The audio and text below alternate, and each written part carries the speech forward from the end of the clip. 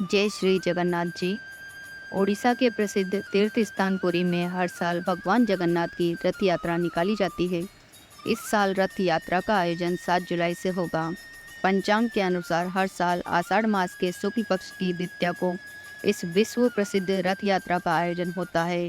भगवान जगन्नाथ अपने भाई बलराम और बहन सुभद्रा के साथ नगर भ्रमण करते हुए अपनी मौसी के घर गुंडीचा मंदिर की ओर प्रस्थान करेंगे। चलिए जानते हैं रथ यात्रा से जुड़ी कुछ खास और रोचक बातें। मूर्ति में नहीं है किसी के हाथ, पैर और पंजे। सुनने में ये बहुत अजीब लगता है, लेकिन ये सच है कि भगवान जगन्नाथ, बहन सुभद्रा और बड़े भाई बलराम जी की तीनों की मूर्तियों में किसी के हाथ, पैर और पंजे नहीं होते हैं। इसके पीछे भी एक पौराणिक कथा है। प्राचीन काल में इन मूर्तियों को बनाने का काम विश्वकर्मा जी कर रहे थे। उनकी यह शर्त थी कि जब तक मूर्तियों को बनाने का काम पूरा नहीं हो जाएगा, तब तक उनके कक्ष में कोई भी प्रवेश नहीं करेगा। लेकिन राजा ने उनके कक्ष का दरवाज़ा खोल दिया तो विश्वकर्मा जी ने मूर्तियों को बनाना बीच में ही छोड़ दिया। तब से मूर्तियाँ अधूरी रह गई है, जो कि आज तक पूरी नहीं हो पाई है।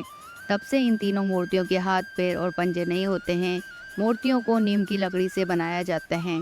ऐसे होते हैं रथ। भगवान जगन्नाथ की यात्रा के रथ भी बेहद खास होते हैं। इन्हें नीम के पेड़ की लकड़ी से बनाया जाता है। रथ यात्रा की तैयारी हर साल बसंत पंचमी से शुरू हो जाती है।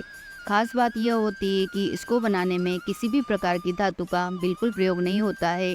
रथ की लकड़ी प्राप्त करने के लिए स्वस्थ और शुभ पेड़ की पहचान की जाती है। ऐसा होता है जगन्नाथ जी का रथ। जगन्नाथ जी का रथ 16 पहियों का बना होता है। इसमें लकड़ी के 332 टुकड़ों का प्रयोग किया जाता है और इसकी ऊंचाई 45 फीट होती है। भगवान जगन्नाथ के रथ का रंग लाल और पीला होता है। रथ का निर्माण कार्य अक्षय तृतीया के दिन से आरंभ हो जाता है। उनका रथ बाकी दो रथों से आकार में बड़ा होता है। इनके रथ पर हनुमान जी और नरसिंह भगवान का प्रतीक अंकित रहता है और यह रथ यात्रा में सबसे पीछे रहता है। बलराम जी के रथ की खास बात। बलराम भगवान जगन्नाथ जी के बड़े भाई हैं और बड़े होने के नाते ये सबका नेतृत्व करते हैं, इसलिए यात्रा में इनका रथ सबसे आगे रहता है। इनकी रथ की ऊंचाई 44 फुट होती है। इस रथ में नीले रंग का प्रयोग प्रमुखतः होता है। बहन सुभद्रा का रथ। कृष्ण और बलराम की लाडली बहन सुभद्रा का रथ दोनों भाइयों के सुरक्षा घेरे में रहता है, यानी सुभद्रा का रथ दोनों रथों के बीच में चलता है। इसकी ऊंचाई 43 फीट होती है और इसको सजाने में मुख्य रूप से काले रंग का प्रयोग किया जाता है। मूर्तियों में भी अस्थियाँ। पुराणों में बताया गया है कि इन मूर्तियों का निर्माण राजा नरेश इंद्रद्युम्न ने करवाया था। वह भगवान विष्णु के परम भक्त थे। मान्यता है कि राजा ने सपने में आकर भगवान से उन्हें मूर्तियों को बनाने का आदेश दिया था। सपने में उन्हें बताया गया था कि श्री कृष्ण नदी में समा गए हैं और उनके विलाप में बलराम और सुभद्रा भी नदी में समा गए हैं। उनके शवों की अस्थियां नदी में पड़ी हुई है। भगवान के आदेश को मानकर राजा ने तीनों की अस्थियां नदी से बटोरी और मूर्तियों के निर्माण के वक्त प्रत्येक मूर्ति में थोड़ा थोड़ा अंश रख दिया। जगन्नाथ के मंदिर का निर्माण करीब 1000 साल पहले हुआ था और तब से हर 14 साल में यहाँ प्रतिमाएं बदल दी जाती है। रथ खींचने से मिलता है पुण्य।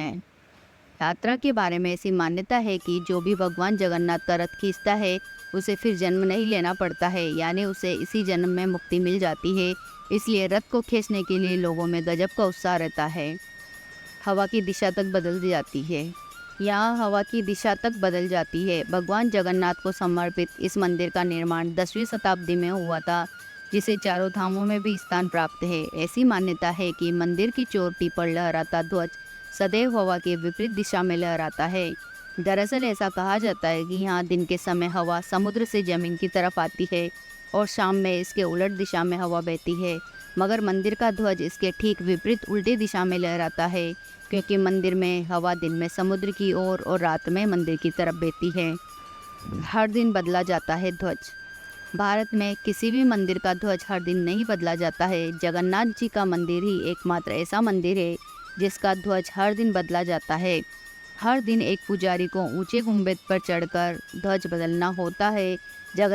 जगन्नाथ मंदिर की ऐसी मान्यता है कि अगर एक दिन भी ध्वज नहीं बदला गया तो मंदिर 18 वर्षों के लिए बंद हो जाएगा। ऐसी भी है मान्यता।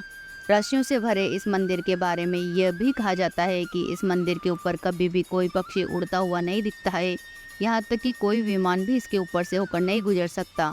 माना जाता है कि यहाँ एक विशेष प्रकार की चुंबकीय शक्ति के कारण ऐसा होता है। जय श्री जगन्नाथ।